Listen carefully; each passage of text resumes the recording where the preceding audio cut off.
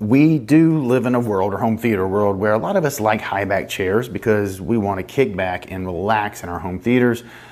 The studio technician, he's got a low back chair. Heck, this one's probably a lot higher than what they would have. So their rears are not blocked. Our rears are blocked in most of our home theaters. If we have home theater seating, partially blocked at least.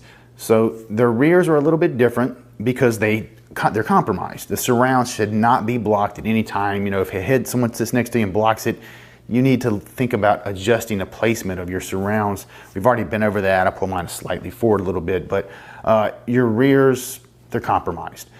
If he had weak panning behind him, he should have already kind of adjusted that up a little bit to compensate. Seat backs are a totally different story. So those I actually play, there's a Dolby demo disc. I think it's a 2016 disc. There is a demo on there with wind blowing all around. It's like a nature scene. It's a really, really cool scene for Atmos. I mean, fantastic.